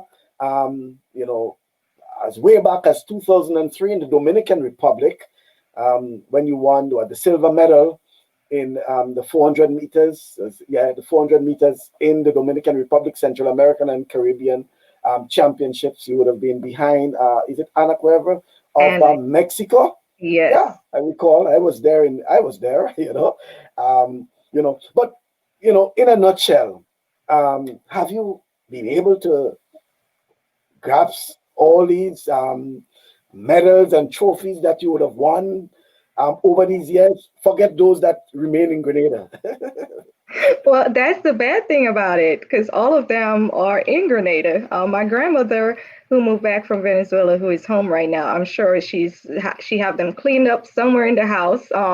Again, during the hurricane, we did, my family homes got damaged, so we did lose some of those. But the ones that we were able to keep, I'm sure is safe and sound somewhere in the house. But no, because sometimes I gave away some of my medals and trophies. Just the kids. That was something that really motivated me as well after winning a race, having kids run up to me and say, "Can I get your medal?" So I did keep some and I did give away some, but I do have a lot of my LSU trophies and medals here, and very few of my medals from back home since I left them there. Quite a lot. Dakota is asking, I think he probably was late to it. So, Dakota, we mentioned the names, and you asked about Lisa Singer and Antonio Cado. Are they involved in sports still? I doubt they're still involved. I know, well, I should say Lisa, I knew to some extent she was doing some coaching, albeit netball, because Lisa Singer was both track and field and netball. Antonia Cado, I'm not too sure. Called Antonia, sorry, last would have competed at somewhere in, if I'm not mistaken, in Connecticut when she was at US College. But again, we are hoping that come 2021, the first quarter of 2021, we'll be able to probably provide some answers where we'll be able to track down some of these folks. I think it's a worthwhile initiative that we try to get to know about these athletes of yesteryear and what they are doing, where they are, and probably we'll be able to provide that to you.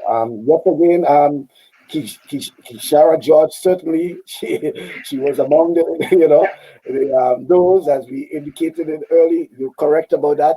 And obviously, we know about that competitiveness those years gone by. Was there ever a time when yourself and Kishara met in competition?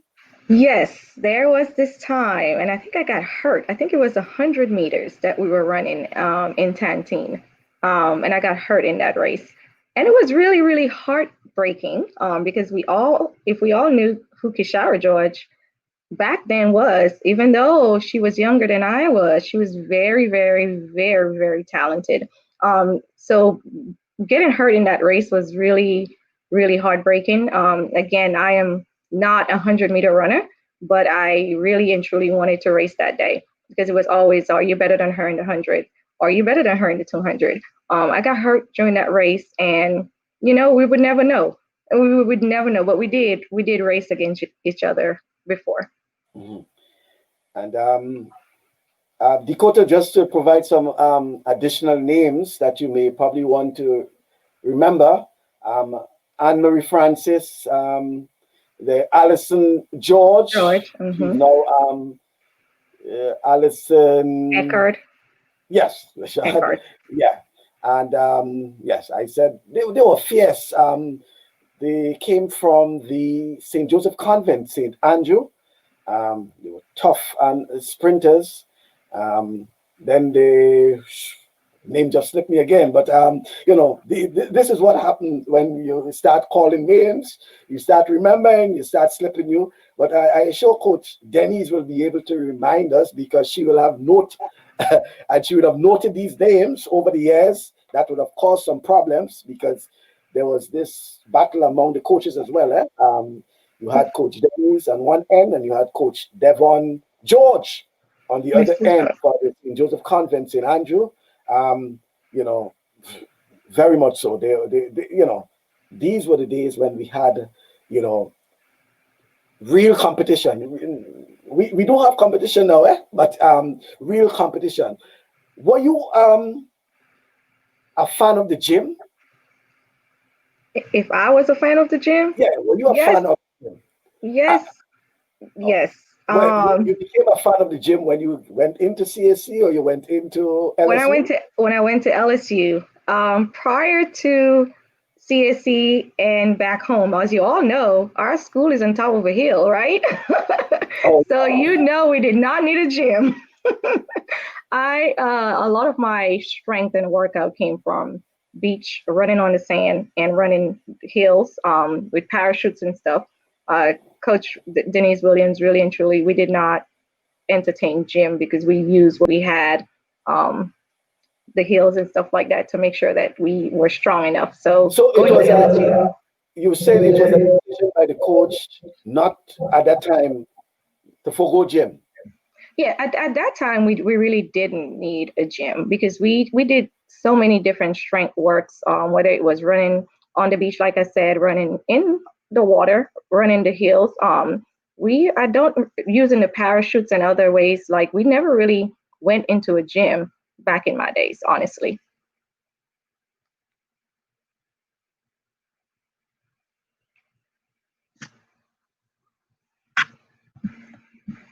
I was just looking at some of the names that Joel, because we also had Sherry Fletcher at LSU, And Trish, yes. And then we had Trish, so there were quite a number of names that we, that's still, coming on, as we would say, congratulations on your achievement, Hazel.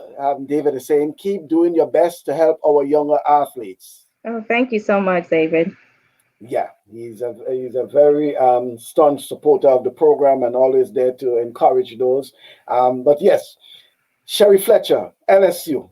Yes. Alum, we cannot forget that. It was one who came, was it after your time? Yes, Yeah. So, she came after me. And as you can see, it's the tradition of SDCS's children following along, right? Yeah, I just realized that. Sherry went to LSU as well, and she did great here as well. I think all of us did very, very, very well, and we continue to, just support each other. We all still talk to each other, honestly.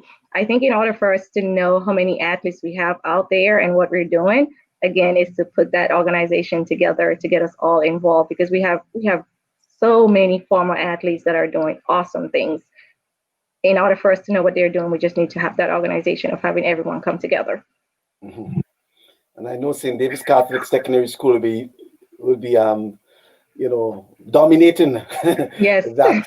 Yeah, I have some names written somewhere there, and so many of them came from the St. David's Catholic Secondary School. We have Kenesha Joseph, we have Misu Francis. Yeah, and then we have, not forgetting the guys, because we do have quite a few of them who would have, some of them, they are back in Grenada as coaches in various areas, We have the discus thrower, what's his name?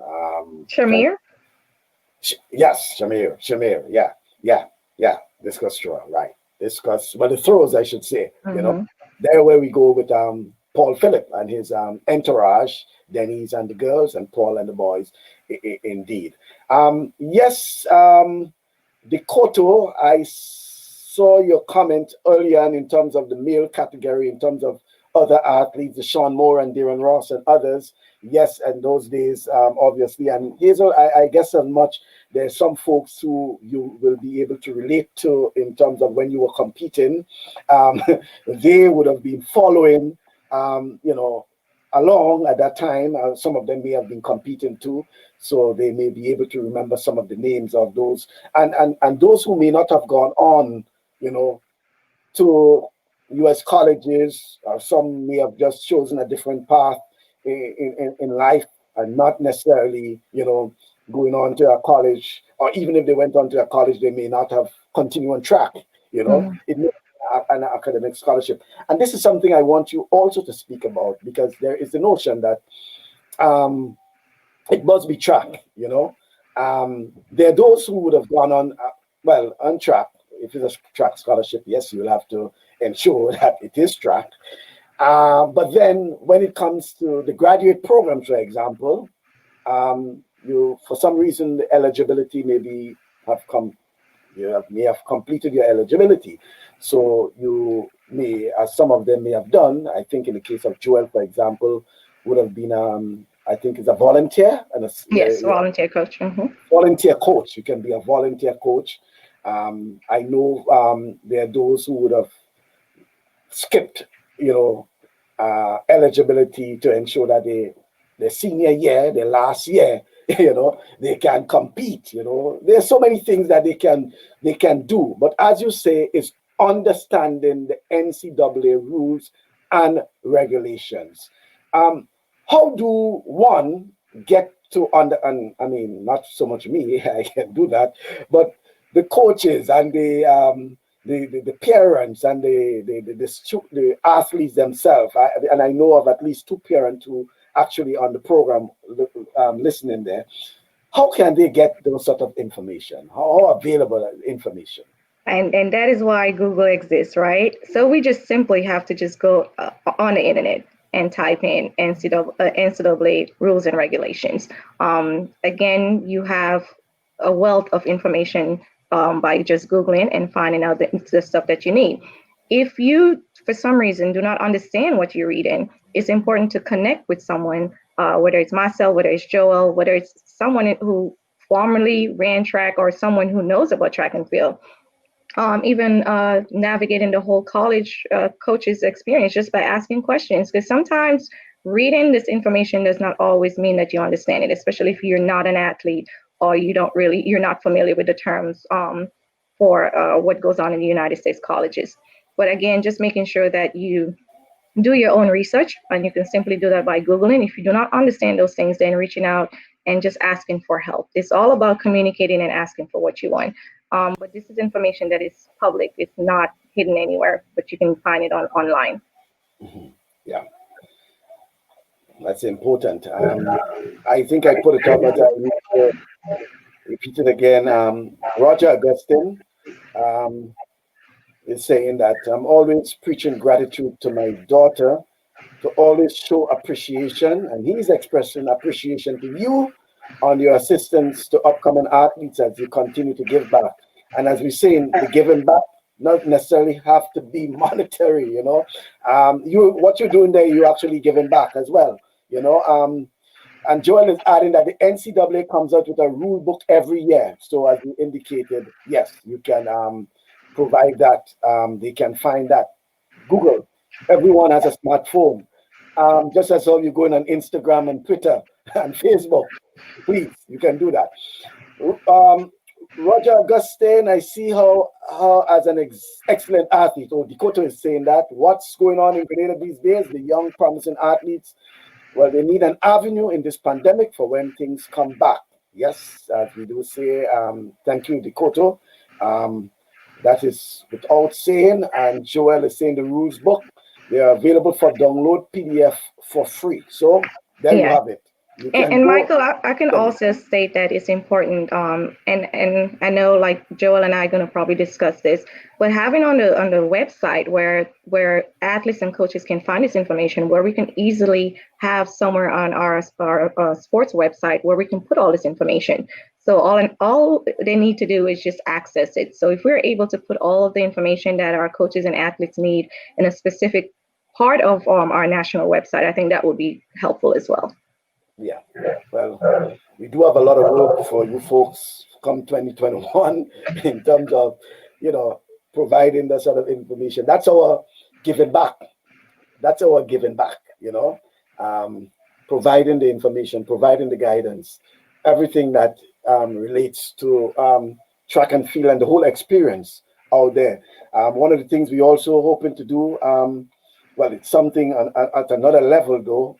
We spoke about, when I say we, a couple of us spoke about it, and showing that the whole tradition of the pen relay experience, you know, so many of you would have competed at the pen relays, and, you know, and when you understand how some athletes would have been able to benefit from the pen relays, some people just see it as probably a trip to the pen relays, but so many coaches make it to the pen relays. So many coaches look at the tape of the pen relays. And pen relays, that has now evolved into not just track, but there's the field component.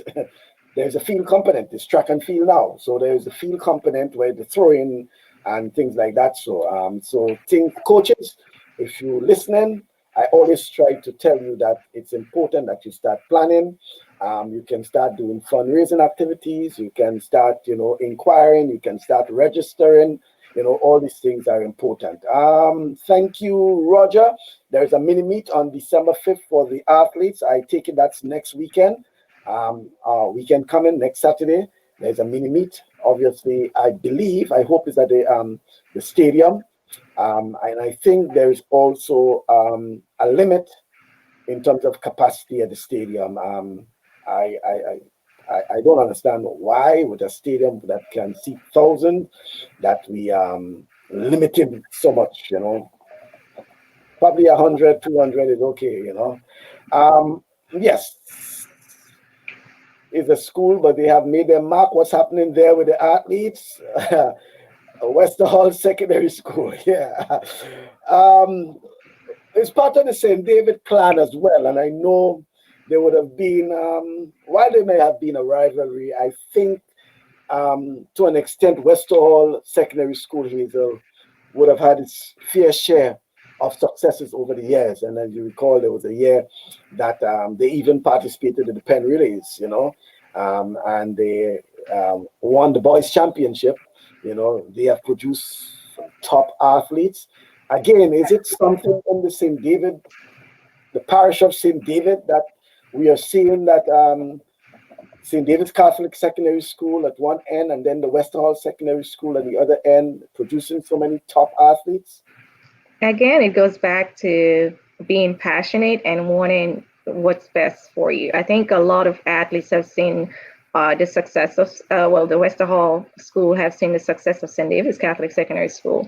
And mimicking that is very important because, again, we are in the era where we know in order to go to college, it's going to take us having to really and truly use our talent. And that's not just for Grenada. I think it's for all Caribbean athletes. We know our parents would not be able to send us to college. So the best way to do that is to use our talent, and exposure is very important. So again, just making sure that you use all avenues that you have to expose the athletes, to make sure that people know who they are, know what they're about, and giving them an opportunity to use that to get to college. So I don't think it's something that I would even question. I think St. David's on a whole, they want that. They want that greatness. They want that success, and they love competing. And in order for that to happen, you have a school right up the street that you compete against all the time. And not just speaking on a St. David's level, just speaking on a level of Grenada, period. I think we have amazing coaches, amazing athletes. But we have to work together. We have to come together to figure out what's going on in order to navigate that whole, what's the next steps. Okay. Here we go with one now.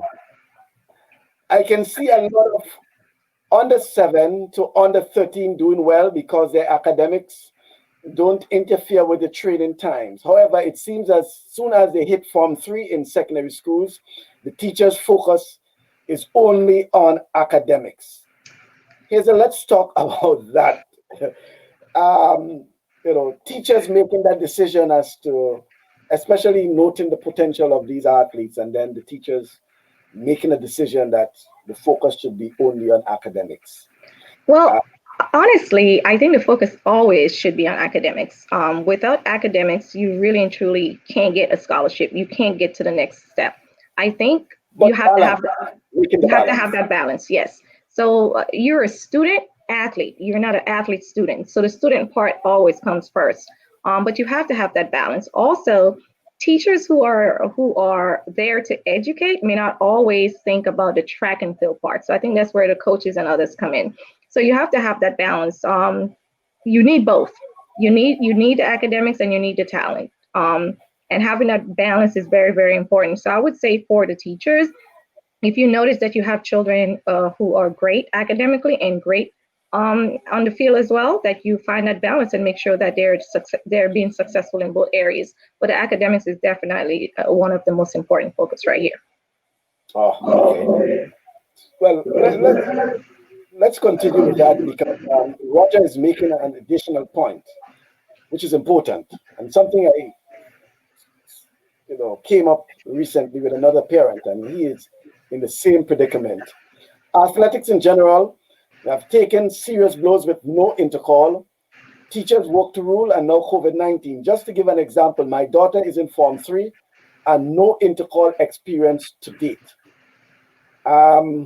which I know is something that is bothering someone like Roger, who is thick and thin with his daughter all over the stadium, wherever she's competing, and even at Form 3 in secondary school, she is yet to compete in an intercall championship, albeit because of the work to rule and now the COVID, That's a lot.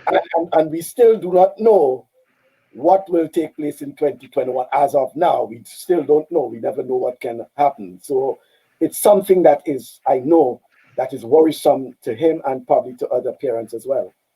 Yeah, and I think it's worrisome to us as well. Because I mean, I'm not physically in Grenada, but I read up a lot and listened a lot about the work to rule. I think as an island, we need to really and truly understand the impact of both. We need to understand the impact on educators, and we need to understand the impact on our athletes as well. As an educator, we always have to work towards the best interests of both groups. I totally don't understand how difficult that is, because again, if children are not able to participate in intercall or get that exposure, then it's really hard for them to get that times that they need, or to get that scholarship that they need. So I think we have to find a way to navigate both and have an understanding of both, what it means for the educators and what it means for the athletes as well, and not having either of them have to sacrifice or have to not be able to experience what they need to get to the next level, because it's important for both. Okay, then. Our comments are coming in quickly now, although we have 5 more minutes of the program, but we'll try to get as much as possible. Ikoto, I think there should be a balance because students must be well-rounded. Sports policy is what's going to help bring about that balance. It should be a community school initiative. I agree. I totally agree. This is not about a parent only. It's not about a particular school. It takes all of us. It's going to take the community. It's going to take the work together partnership. It's going to take everyone. And we should not have to make sacrifices that's going to affect either side. We have to find that balance. I definitely agree. Okay. Joel is saying, I think the teachers and coaches need to collaborate and communicate to make that balance happen. He also added that it's a sacrifice. There were times I did not compete for GBSS at mini meets or relay meets because I ran for a club. I traveled to places like Trinidad with my club to compete at the Hampton Games, etc. So sometimes it takes some sacrifice, and probably I may add some sort of collaboration, some sort of engagement, because not all will agree or, will want to agree that you should be released for your club, So as you said, sacrifice, engagement, collaboration, whatever it is, clubs, schools, and in some extent, as Dikoto is saying, even the community being involved, Yes, we have to find ways. A lot of us has made sacrifices to make sure that we get what we need. We also have to make sure that while we're thinking about our student athletes, that we are thinking about what is in their best interest. We don't have to stick with policies and stuff that's been there for ages. We can revamp things, and we can make sure that it's aligned to the direction of the vision that we have for our country, the vision we have for a specific school, or the individual visions that we have for ourselves. But again, it's going to take collaboration. It's going to take communication. It's going to take us all working together, the best interest for everyone. Hazel, sometimes when you're speaking and after you finish speaking, I leave a couple seconds pause just in case you want to add something, because it's so much a pleasure listening to you. As I said before, I'll say it again, I have watched your progress from since secondary school, following you into college, into being what you are now. And I'm sure others would have seen that, in you, even the way you speak. And I continue to encourage you to do what you're doing in encouraging, in motivating, in providing guidance, to our young athletes. They need it. They need it. During your time, you had the likes of Coach Denny's and Mrs. Ferguson and your family circle. And there wasn't that much distraction.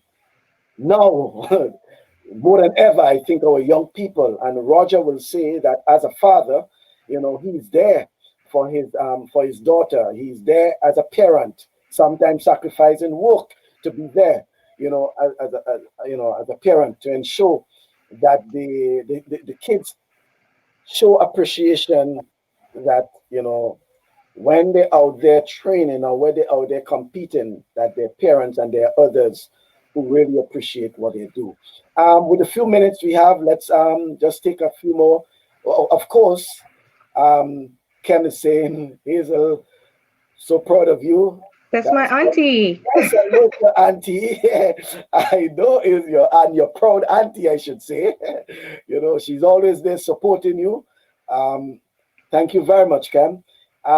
This is where the district groups, branches come into play to collaborate to organize the different meets. Communication is needed urgently for progress of sports in Grenada in general.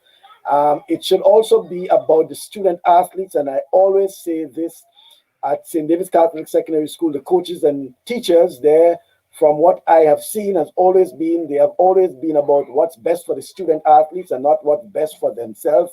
As the coaches, That's why they have been so successful for so many years. I totally agree with you, Joel. It's a level of sacrifice that I believe needs to happen in every school. I'm not saying it's not, but I just know that at St. David's Catholic Secondary School, even to this day, the sacrifices are still being made.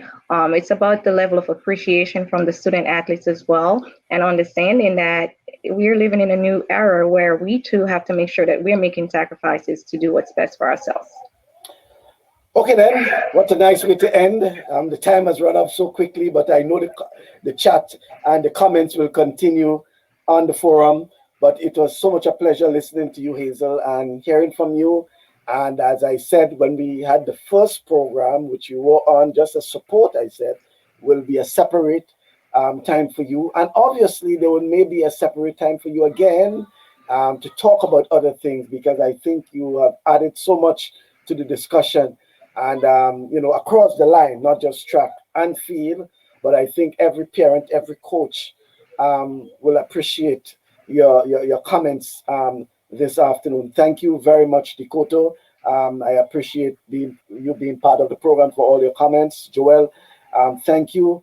Also to all the others who would have provided. Auntie Ken, I can't forget you, Roger, and all the others who would have added, David, and obviously Coach Dennis Williams and others who provided comments. Not forgetting Huzzy Dorset, and as he said, and as he indicated, the young one will be a track athlete. All right. Comments, no, I just want to say thank you, Michael. I think this was a great opportunity for me, and I want to thank you for always finding ways to get us involved. It means a lot to us, and I'm just looking forward for great things, not just from this program, but from all other endeavors that we're going to try to put together along the way. And just thank you for everything that you're doing. Okay, then. Well, I want to thank you once again, Hazel, and all the best. And as we said, we'll keep in touch and we'll discuss more. Thank you very much. Thank you. Thank you, everyone. Bye. Okay, bye. So that's Hazel there giving us quite a bit.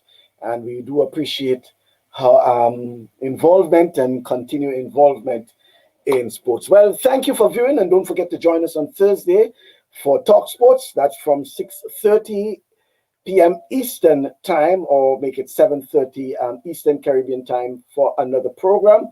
And hopefully next Saturday, we'll be joined by the former principal of the Grenada Boys Secondary School, Mr. Victor Ashby. Yes, hopefully, once it's really confirmed, but Mr. Victor Ashby is expected to be on our program next Saturday. And coming up in the month of December, because of the holidays in December, we'll have an open forum. I think it will be on the 19th of December. That's the Saturday before Christmas. We will have an open discussion. We're supposed to have it once a month, but for the month of November, it was so congested in terms of, and then with the holiday, the Thanksgiving holiday, we did not want to skip too many. So we skipped November, but definitely we'll have a program to end 2020, an open discussion, open forum where we'll be discussing sports across the board on the 19th of December. So don't forget. So once again, join us on Thursday for another program, 6:30 in the afternoon, 7:30 your time in the Caribbean, the Eastern Caribbean. Until then, stay positive, test negative.